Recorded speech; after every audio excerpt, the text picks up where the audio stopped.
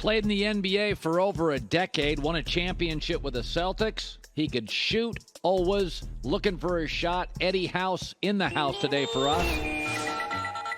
Okay, so I like the Kevin Durant move, but you are what you trade for and you are what you trade away. So Mikal Bridges is a very good defender. He's gone. Here comes Durant. My guess is they'll have nights when they're really special, but I do worry about, are they as good defensively? The Warriors are deep. The Clippers are deep. Memphis is deep.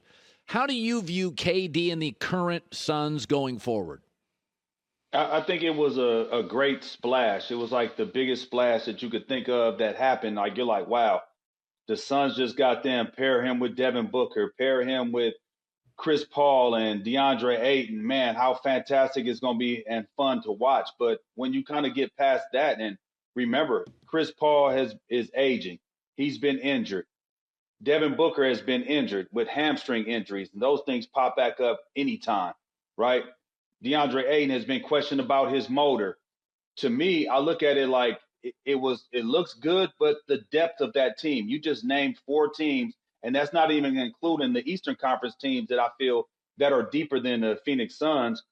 It looks good, but it's all gonna come down to seeding. Where do they, the first round, second round matchup, can they get to the conference finals? I think they can, but I don't think that they'll be able to win a championship with the team constructed. And I said this yesterday. I think the most pressure is on James Jones and Monty Williams because they have to make it work. There's new ownership.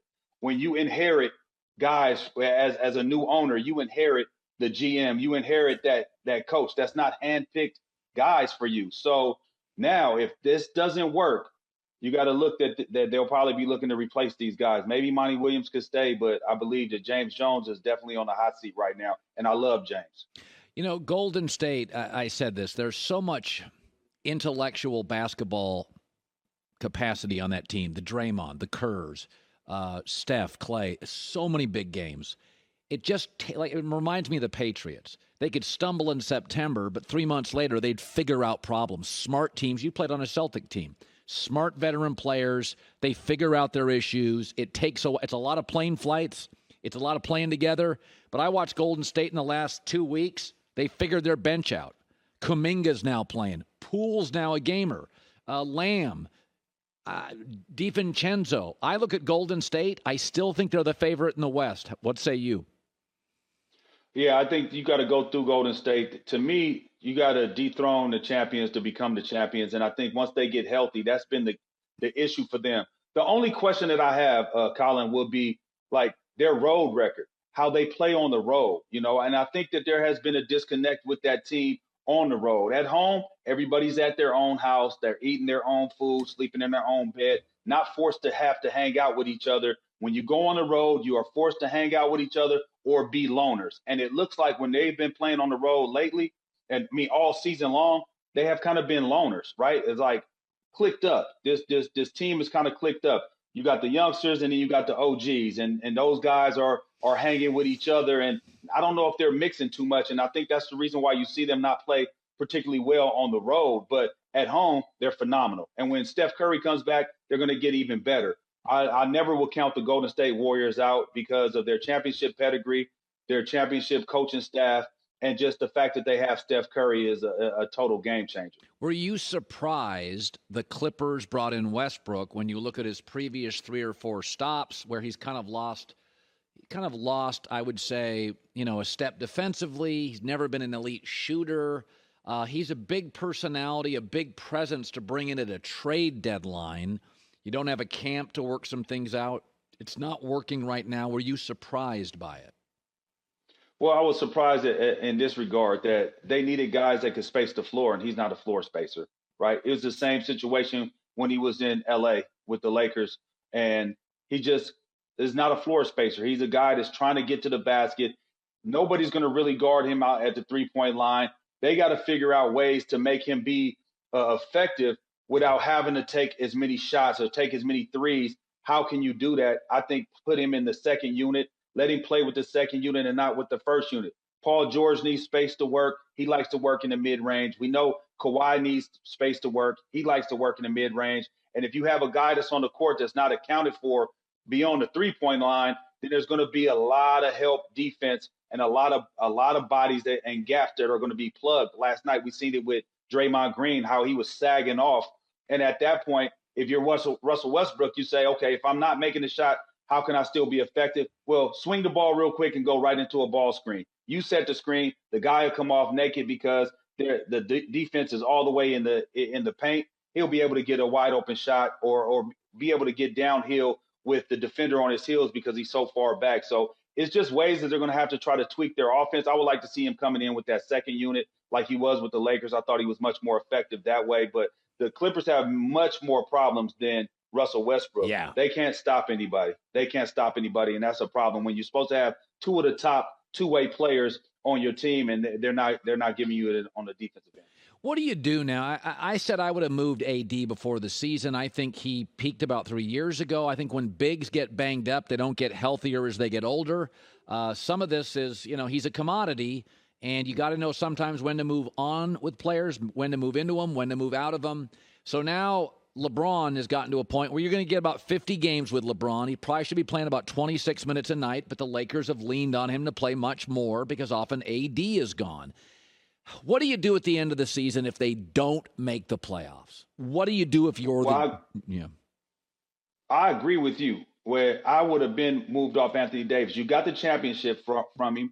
You got that championship, and now you got to strike while the iron was hot. His value was a lot higher. I think last year and the year before, I would have looked to get off because he just can't stay healthy. And the one thing we say availability, reliability is all that's the best ability in sports. And to me, he's just not there. And then seeing him sit out the other night, even though they got that win, knowing that you have to win games, but you're still low management, doing the low management thing, and LeBron is out, it's really your team. I don't trust his health, and that's it. He's a phenomenal player when he's healthy, but he's just not healthy that much. I don't think he's played 80 games or 79 games his whole career. Finally, J-Mac and I disagree on this. I think if you're 90%, 85% as an NBA player, if I get Steph Curry for 18 minutes, that's better than not playing. Now, Steph's had some injuries. He's older. There are players, that you worry about. But the other night, AD came in. He was reportedly pain-free, and they didn't play him in a must-win road game. And, J-Mac's thing is guys are playing longer now because, they don't play every night. And my takeaway is, well, then shorten the season. But I think you got to gut it out and give me 14 minutes. I just think it's good for camaraderie. I think Kawhi Leonard's hard on a coach and hard on a staff. He'll call up at 4:00 and say, I'm not playing. I think that's hard on teams. What do you do with load management? Where are you on that? I'm not a fan of load management at all. I think, coming from when I played and how we played, it was a badge of honor to try to get 82 games. And nobody's going to be 100% healthy once the season starts. You're going to have something that's bothering you. I'll go back to when I was in college. I got an elbow in my jaw, broke my jaw. I didn't miss a game. I missed maybe 2 practices, but I didn't miss a game.